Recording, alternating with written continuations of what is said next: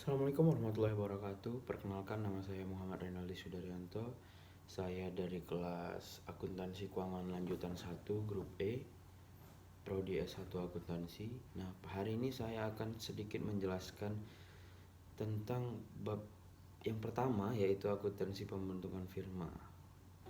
Mungkin teman-teman sekalian sudah familiar dengan kata-kata firma, persekutuan, terus ya itulah. Nah, memang benar kata-kata itu sering akan banyak kita dengar pada bab kali ini, yaitu pembentukan firma. Langsung saja kita masuk ke apa itu firma. Pengertian firma. Firma adalah suatu bentuk persekutuan antara dua orang atau lebih untuk menjalankan badan usaha di bawah satu nama yang digunakan bersama. Jadi firma ini ibarat ada beberapa orang nih, ada 3 orang, si A, si B, si C, dengan masing-masing mereka mempunyai uang, misalnya senilai 5 juta, 5 juta, 5 juta. Nah, mereka bertiga ini sepakat untuk mendirikan suatu firma. Lalu mereka menyetorkan modal mereka masing-masing 5 juta, 5 juta, 5 juta. Setelah itu aset dari firma tersebut menjadi 15 juta. Nah, keuntungannya adalah mereka mempunyai modal yang lebih banyak jadinya ketika mereka bergabung. Dari situlah mereka mulai menjalankan firma tersebut. Tergantung firmanya bergerak di bidang apa. Nanti itu akan kita bahas di slide selanjutnya. Sekarang kita masuk ke ciri-ciri firma. Ciri-ciri firma yang pertama adalah saling mewakili. Maksudnya saling mewakili ini adalah jadi setiap individu di dalam firma tersebut merupakan wakil dari perusahaan firma itu sendiri gitu. Jadi apapun yang dibuat oleh sekutu di dalam firma itu adalah suatu pergerakan untuk mendukung dari usaha firma tersebut. Yang kedua adalah tanggung jawab tak terbatas. Maksudnya tanggung jawab tak terbatas ini adalah semua sekutu di dalam firma itu mempunyai tanggung jawab yang sama gitu. Bukan berarti karena ada satu firma yang menyetor uang lebih banyak, maka persekutuan yang menyetor dengan modal lebih sedikit itu tidak yang lebih banyak itu tidak mempunyai tanggung jawab yang sama gitu. Jadi ibaratnya semua tanggung jawab yang sama, termasuk dalam hal kerugian. Apabila ada kerugian, maka semua sekutu wajib menyetorkan harta pribadinya untuk menutupi hutang itu sampai hutang-hutang itu diselesaikan oleh firma mereka tadi, barulah mereka bisa mengambil harta mereka kembali. Yang ketiga adalah kepemilikan bersama. Kepemilikan bersama ini adalah semua harta yang disetorkan. Nah, tadi yang kayak saya bilang 5 juta, 5 juta, 5 juta di awal. Nah, 5 juta, 5 juta, 5 juta jadi kan 15 juta. 15 jutanya itu udah jadi kepemilikan bersama. Itu udah jadi kepemilikannya firma, bukan lagi kepemilikan masing-masing pribadi dari sekutu gitu. Walaupun ada pencatatannya, modal si A berapa, modal si B berapa, modal si C berapa, tapi itu sudah termasuk ke dalam harta dari firma tersebut. Yang keempat ada ikut serta dalam pembagian laba. Nah, seperti yang tadi tanggung jawab tak terbatas, begitu juga dengan pembagian laba gitu. Jadi apabila modal utang, maksudnya utang itu harus ditanggung-jawabi bersama, begitu juga dengan laba. Bedanya di laba ini ada ketetapan-ketetapan yang telah perjanjian yang telah dibuat oleh para sekutu gitu, perihal bagaimana mereka nantinya membagi laba. Ada yang dibagi secara rata, ada yang dibagi berdasarkan modal. Mungkin itu nanti akan dibahas di bab selanjutnya, di bab kedua, pembagian laba di dalam firma. Jenis-jenis firma. Sebenarnya firma ini jenisnya ini dibagi dua. Yang pertama ada dari sudut pandang bidang usaha, dan yang kedua ada dari sudut pandang hak sekutu. Kan gitu. Jadi kalau dari pandang bidang usaha ini sama seperti bidang-bidang usaha gitulah, maksudnya kira-kira cara pandangnya dari bidang usaha. Berarti ada dua, ada firma dagang dan ada firma non dagang atau firma jasa. Saya pikir ini sudah mengertilah semuanya apa perbedaan badan usaha dagang dan badan usaha jasa. Jadi tidak perlu dijelaskan. Nah, yang kedua ada dari sudut pandang hak sekutu. Dari sudut pandang hak sekutu ini pun ada dua. Yang pertama itu adalah firma umum. Firma umum ini adalah semua sekutu, semua anggota itu memiliki hak dan kewajiban yang sama. Sedangkan firma yang kedua ada firma terbatas. Sedangkan firma terbatas, tidak semua anggota dari firma tersebut memiliki peran yang sama, melainkan ada anggota yang hanya menyetorkan modal ataupun ada anggota yang tidak menyetorkan modal tapi dia ikut bekerja, dia hanya menyumbangkan tenaganya saja. Kira-kira begitulah firma terbatas. Jadi semuanya tidak sama dengan firma umum gitu. Lanjut, ada alasan pemilihan firma. Yang pertama, ada alasan pemilihan firma yang pertama adalah pengumpulan modal. Nah, kenapa pengumpulan modal? Jadi begini, firma ini kan adalah perusahaan persekutuan gitu. Jadi di dalamnya terdapat ada beberapa orang untuk membuat suatu perusahaan firma. Makanya dikatakan perusahaan firma, perusahaan persekutuan.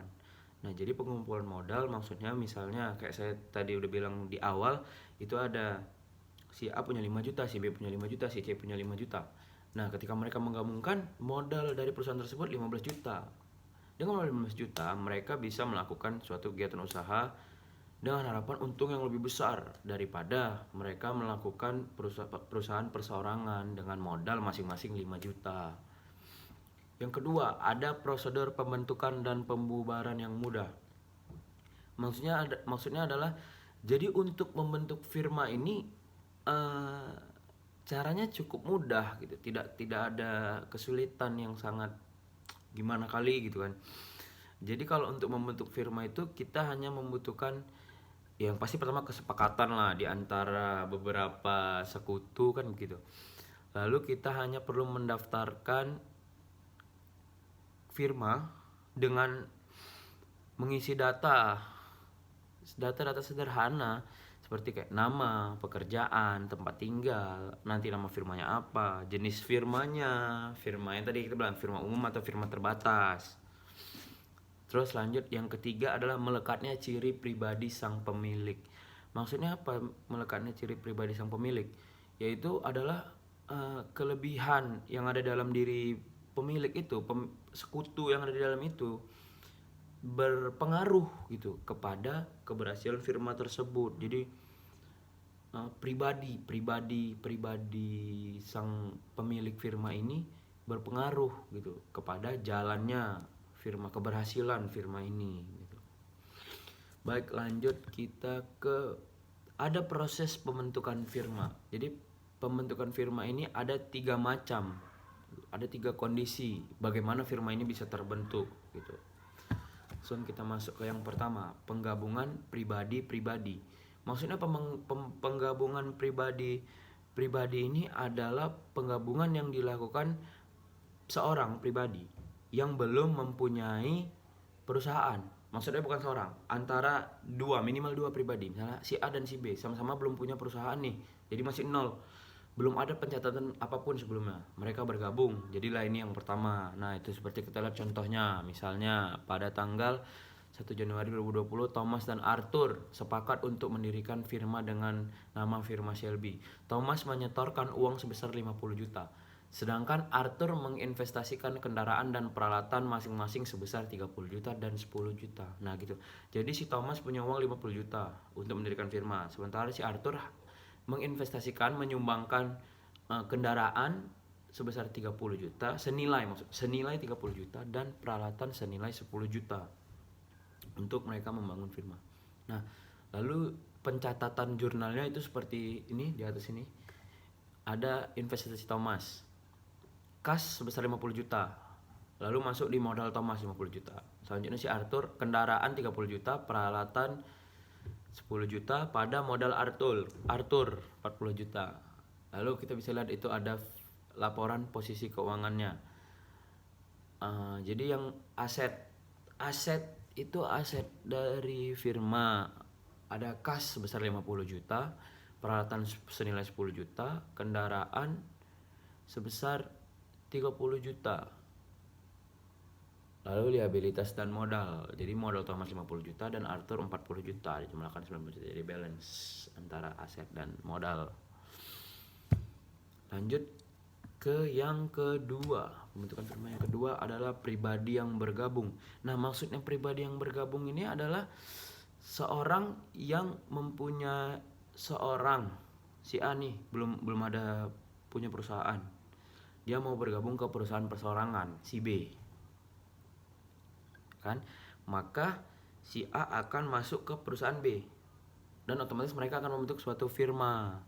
Maka cara pencatatannya tidak perlu yang hanya dicatat itu hanya sekutu pribadi atau sekutu yang baru masuk saja. Sekutu yang lama itu mungkin tidak ada perlu tambahan pencatatan, bahkan mungkin hanya catatan tambahan-tambahan aja gitu. Nggak ada intinya nggak ada spesial yang spesial lah gitu, kira-kira sama aja gitu. Nah, itu kita lihat di contohnya tuh, misalnya laporan perusahaan Shelby saat didirikan gitu kan.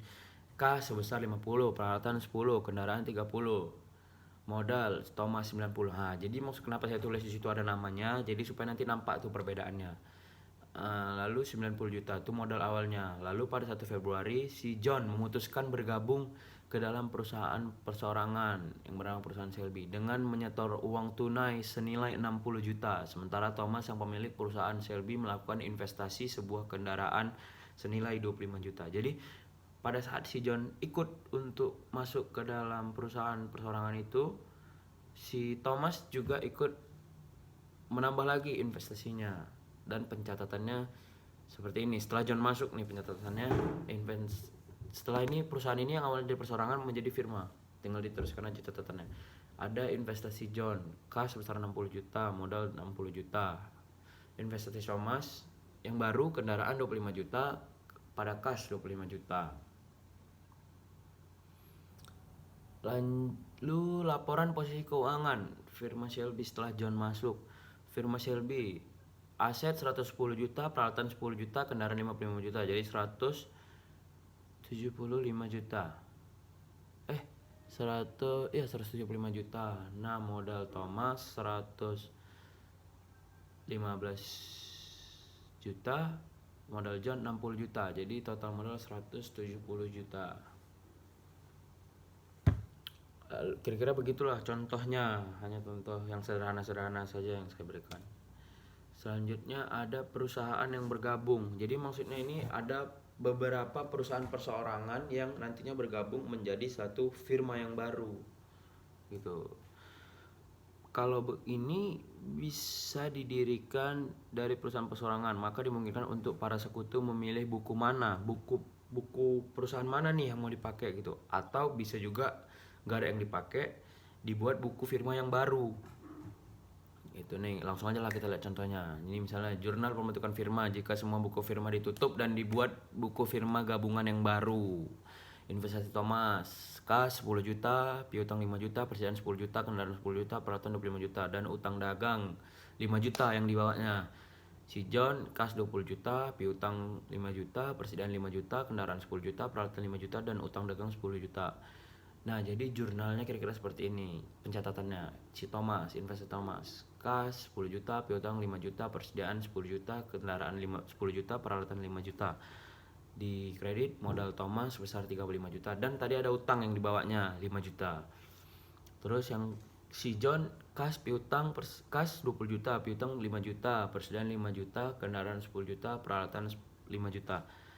Di kredit modal John sebesar 35 juta dan utang dagang yang dibawa 10 juta. Kira-kira seperti itu. Lanjut kita ke laporan posisi keuangan. Jadi kira-kira ginilah laporan posisi keuangannya pada saat mereka bentuk firma. Kas 30 juta, piutang 10 juta karena ditambah tadi kan, persediaan 15 juta,